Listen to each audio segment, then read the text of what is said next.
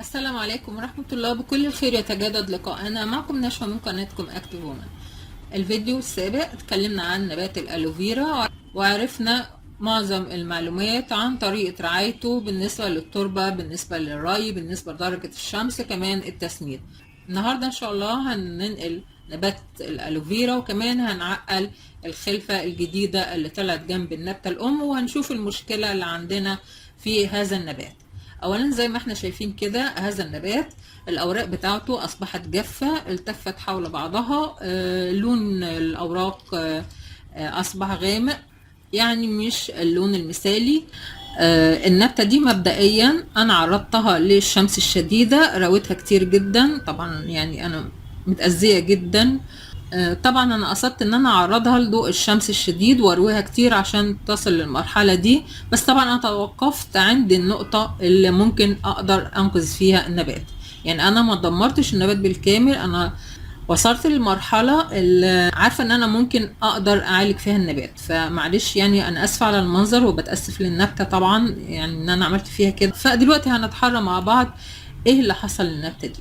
انا قلت لكم ان هي اولا اتعرضت لضوء الشمس الشديد، فبالتالي ان شاء الله لما هنقلها هحطها في مكان يكون فيه شمس خفيفة، فهتبقى زي النبات اللي شفناه في الفيديو السابق.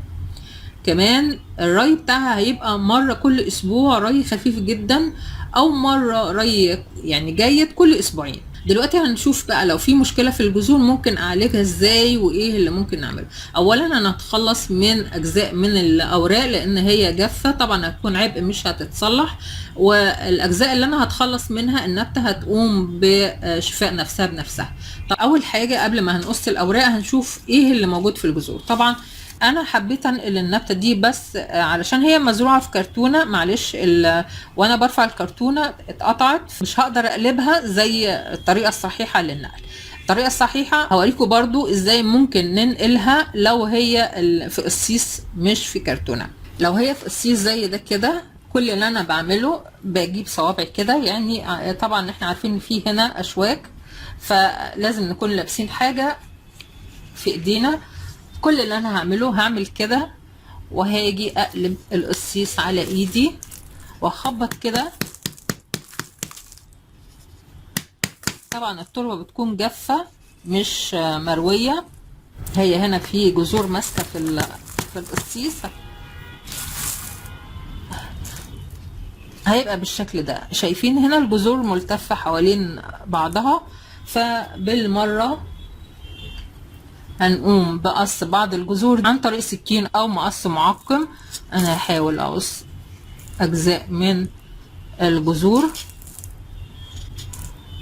لان انا مش حابه ان يبقى فيها جذور كتير ملفوفه حوالين نفسها كده.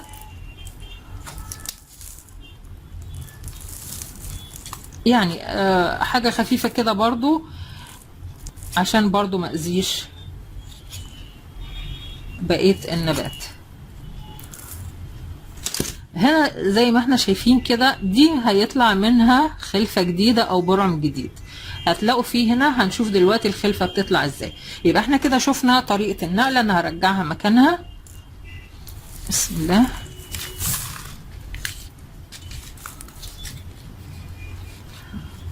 خلاص انا لما بنقلها بقى بنقلها باخد المسافة، يعني بسيب مسافة وبتبقى النبتة يدوب. بشوف المسافة اللي هي من الجذر لحد الساق، وبملى الجزء اللي تحت ده بالتربة، وبعدين اكمل تربة عليها. هي كده بتربتها بحاجاتها بكل حاجة، مش محتاجة ان انا ازود لها اي حاجة. يبقى شفنا طريقة النقل. طب نيجي بقى للنبات التعبان ده، بسم الله. طبعا أنا بالنسبة لي هيبقى سهل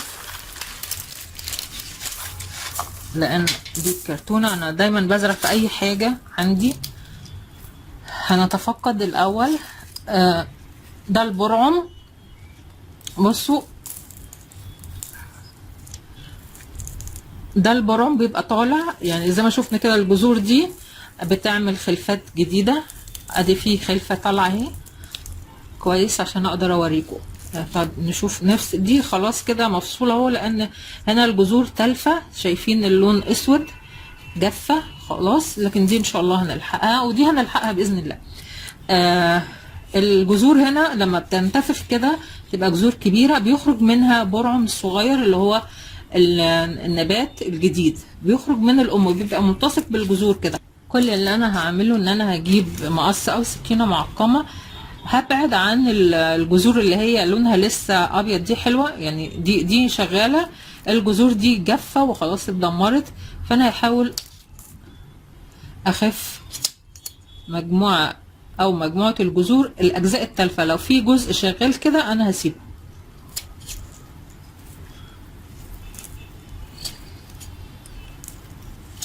احنا هنا هنحاول نقلل نسبة الجذور المتعفنة كده. خلاص كده في هنا الجسم كمان او الساق في جزء منه برضو متأذى.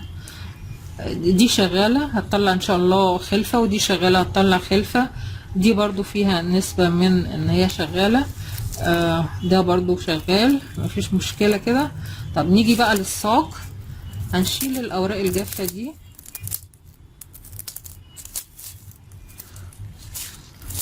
يا رب الفيديو يكون واضح والشرح يكون واضح.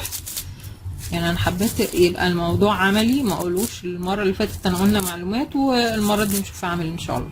طيب بالنسبه للاوراق، طبعا احنا قلنا خلاص الاوراق دي ما فيهاش نسبه خالص ميه، فانا هحاول اقص جزء كبير من الورقه. هي هنا ان شاء الله ده كده هيرجع يداوي نفسه بنفسه ويجدد نفسه. انا بحاول اخف الاوراق عشان متبقاش عبء، لان هي كده كده بتاخد غذاء، ما زالت بتاخد غذاء. لكن طبعا هي مش هترجع لطبيعتها الاجزاء اللي هي جفت دي. احنا قلنا التعقيل بيبقى بالخلفات، احنا شفنا الخلفه دي. طب بالنسبه للاوراق باجي من عند الجزء الملتصق بالنبات بالساق وبقص من هنا كده، هاجي من هنا كده وهقص الورقه، لان اعتبر ان دي يعني ورقه سليمه. هقص الورقه كده من غير ما اذي الساق، وهاخد الورقه وهغرسها في التربه، بسيبها في الظل لمده اسبوع وما ارويهاش لمده، خليها اسبوعين بلاش 3. تمام. يبقى دلوقتي احنا كده انا هنقل الصباره دي في اناء تاني. انا عندي العلبه دي هعمل لها فتحات، هاجي كده وهعمل فتحة كبيرة كويسة، يعني مش فتحات بسيطة لان التربة ساعات بتقفل الفتحات دي. فلو عملتها صغيرة كده، لو عملتها بسيطة كده، الجزء اللي جوه ده هيقفل والتربة هتقفل عليه، فخلاص كأن مفيش هنا اي تهوية او اي صرف كويس. هعمل كده كفاية كده، وهاجي في النص برضو واعمل فتحة، يبقى انا عملت سكوب تصريف المية. انا بحب دايما احط حاجه تحت القصيص او تحت الاناء. الغطا بالنسبه لي هحطه كده ولا احطه كده؟ لو حطيته كده الميه لو خرجت، يعني احنا طبعا ما بنفضلش نروي الصبار لدرجه ان هو ميه الري تخرج من الفتحات، لكن مبدئيا حتى في اي زرعه او في اي نبات تاني لو حطيتها كده الميه الزياده هتتجمع هنا تحت القصيص نفسه. هاجي هقلب الغطا كده هلاقي جزء مرتفع وجزء منخفض، هحطها هنا على الغطا بالناحيه دي لان النبات كده هنا هيبقى على الناحيه دي، فالميه الزياده هتنزل في الاجزاء دي كانها جوره او كانها خندق او حفره حوالين القصيص، هينزل فيها الميه، بالتالي مش هتاذي حتى لو الجذور خارجه من الاناء. خلاص كده انا هحط كميه التربه هنا في الاناء وبعدين نرجع تاني. خلاص انا مليت الجزء ده كده. احاول احط النبات في النص بالظبط عشان خاطر الجذور لما تخرج الخلفات ما تبقاش مزنوقه. احاول بقى احط كميه من التربه حوالين النبات. الجذور لازم تتغطى كويس جدا، حاول نقفل على الجذور قدر الامكان. التربه هنا تربه طينيه وبتموس وبرلايت، دي دايما التربه اللي انا بستعملها، بالاضافه الى شويه من الكومبوست. طبعا الفتره الثانيه بزود كميه من الكومبوست، حاول اضغط كده عشان ما يبقاش فيه اي هواء حوالين الجذور. معلش الفيديو النهارده ممكن يبقى طويل شويه، بس انا حبيت الحاجه او طريقه النقل وطريقه العلاج تبقى عملي كده. خلاص نقلنا النبات. هسيبه في الظل، استنى اسبوع تاني وارويه. دي بالنسبة لنقل النبات. هنيجي لنقل العقلة. هنا الصيص فيه تربة جافة، هجيب العقلة زي ما احنا شايفين كده، في هنا برضو اجزاء من الجذور سودة، هحاول اقصها. والنبات ده، دي النبتة الام اللي احنا نقلناها. دي النبتة الام دي عندي بقالها تقريبا 3 سنين. دايما باخد من الخلفة وعقل كل اللي احنا شفناه في الفيديو اللي فات من النبتة دي. بالنسبة للتعقيل بقى، احنا قلنا الفيديو اللي فات كان عن هرمونات التعقيل، وهسيب لكم الرابط بتاعه في صندوق الوصف ان شاء الله. ده معانا عسل زي ما احنا شايفين كده، يدوب نقطة، زي ما احنا شايفين كده يدوب نقطة بسيطة قوي قوي من العسل، لان هعقل منه والباقي مش هستعمله، علشان برضو اخفف شوية درجة السكر الموجودة في العسل. هحط نقطة مية بسيطة برضو عليه. انا بستخدم في التعقيل كمية بسيطة قوي لان الباقي هيترمي.